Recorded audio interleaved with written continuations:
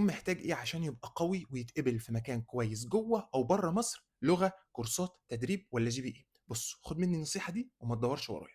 جوّه مصر هيحتاج تعمل CV محترم من كورسات وتدريب وهكذا، لكن هتقول لي GPA ما لوش أي لازمة لو هتشتغل في تدريب أو في مكان محترم هنا كشغل علاج طبيعي، لكن هيحتاجوه في الجامعات لو هتشتغل أكاديمي كمُعيد، هيبصوا عليه.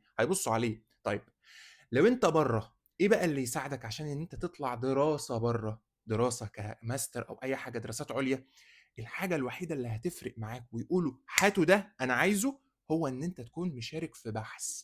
إيه ده يا دكتور، أشارك في بحث إزاي وأنا طالب؟ تقدر إنك تشارك في عمل بحثي مع دكتور ويتكتب اسمك.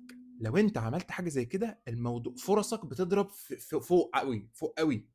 فلازم في وسط ما أنت في الكلية حاول إنك تشارك في بحث، تشارك مش لازم تعمله، لأ تبقى من المشاركين فيه، ده بيدّي انطباع إن أنت شخص جامد جدًا، ده أنت بتشارك في أبحاث، هاتوا لي ده.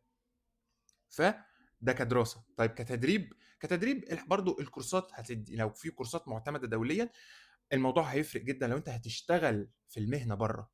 تبقى معاك كورسات من مكان محترم، مُعترف بيه دوليًا، ده بيساعدك شوية، بس لازم طبعًا لمّا تسافر أو تحب تسافر هيمتحنوك وهيعملوا لك معادلات وامتحان مزاولة، يعني هيتأكدوا إن أنت زي الفل، فأنت اجهز للحاجات دي.